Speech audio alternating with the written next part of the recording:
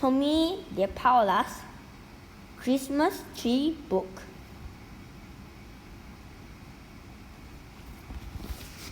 Hey Mom and Dad, how did Christmas tree get started? Yeah, who invented the first one? Well, no one's exactly sure who invented the first one, but decorated trees and branches at Christmas time have been around for a long time. In the Middle Age, December 24th was called Adam and Eve's Day.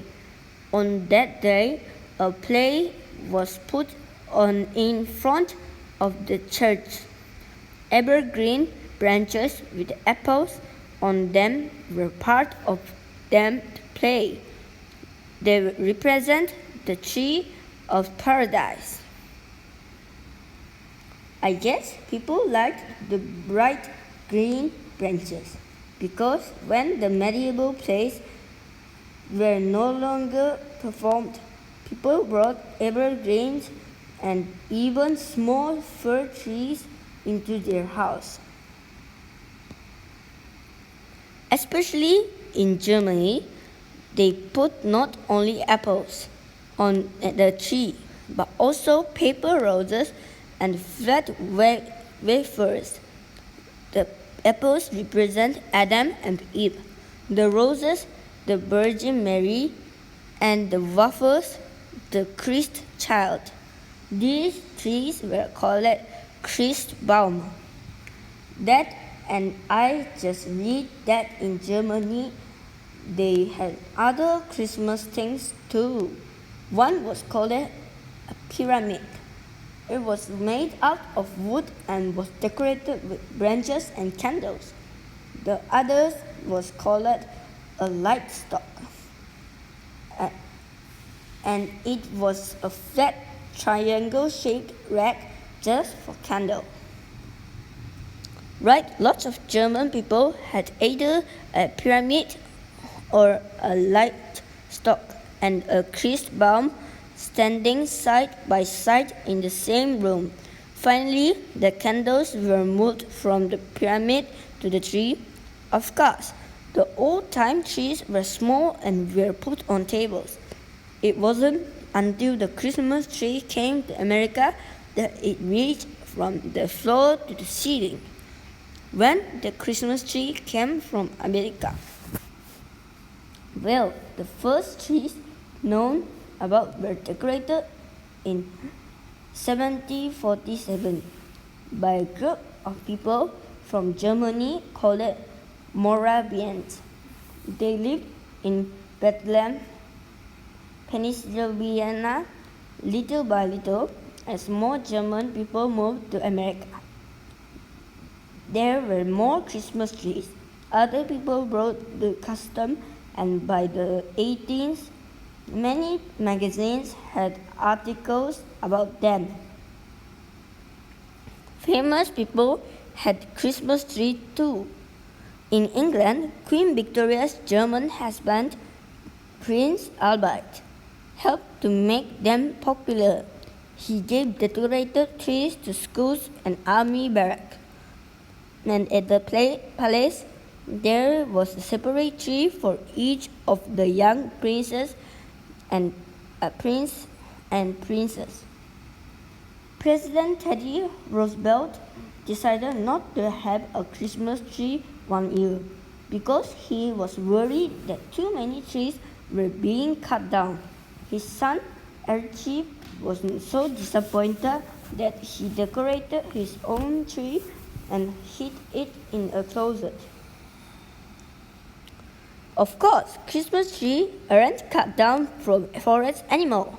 They are grown on farms, like the one we went to, as a special crop. By the 1930s, Christmas trees became really popular, and now everywhere you look at Christmas time, you'll see Christmas tree.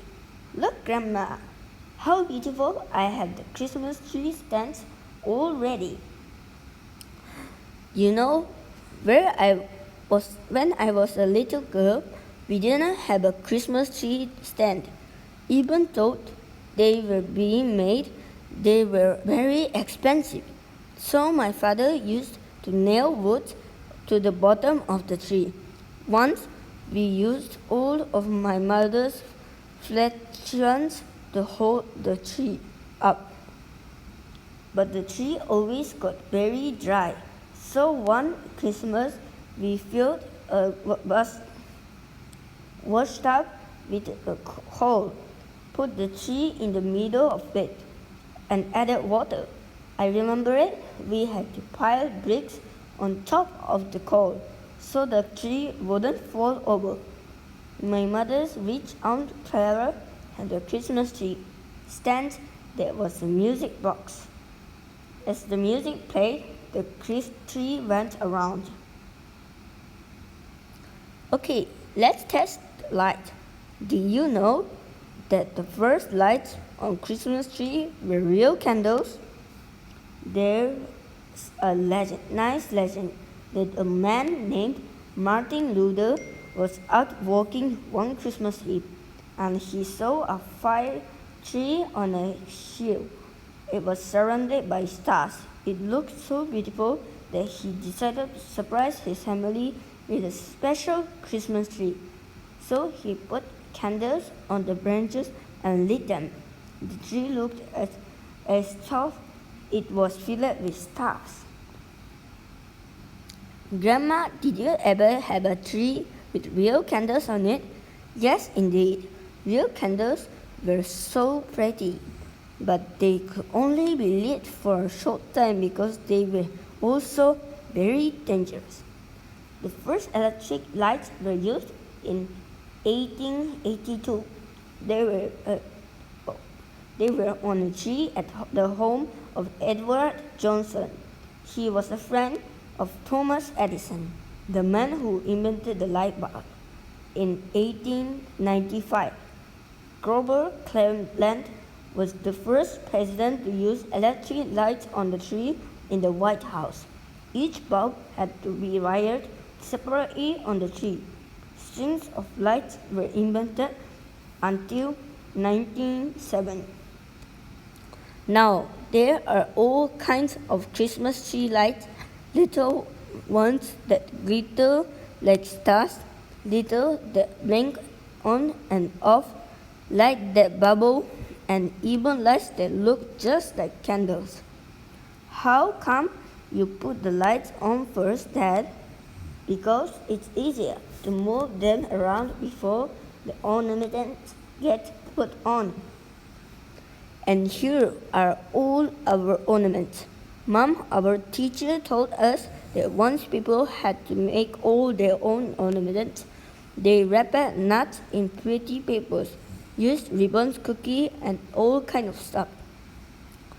We make some of our own ornaments.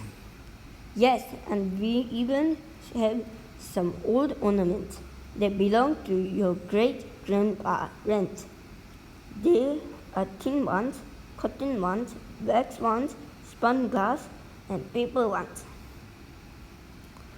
And there these beautiful glass ones. Did any of you know that almost all glasses ornaments used to come from one village in Germany called Lauscha? They were all made by hand. American businessmen, including Mr. Woolford, began importing them, and by 1930, 95% of all glass ornaments hanging on American Christmas tree came from this village. It wasn't until 1929 that glass ornaments were made in America. Could somebody hand me the star? Why do we put a star on the top of the tree, Grandma? Our family uses a star to remind us of the star of Bethlehem. There are so many different ways to decorate a Christmas tree. The main thing is not that every Christmas tree is very special to that family. Ready? The end.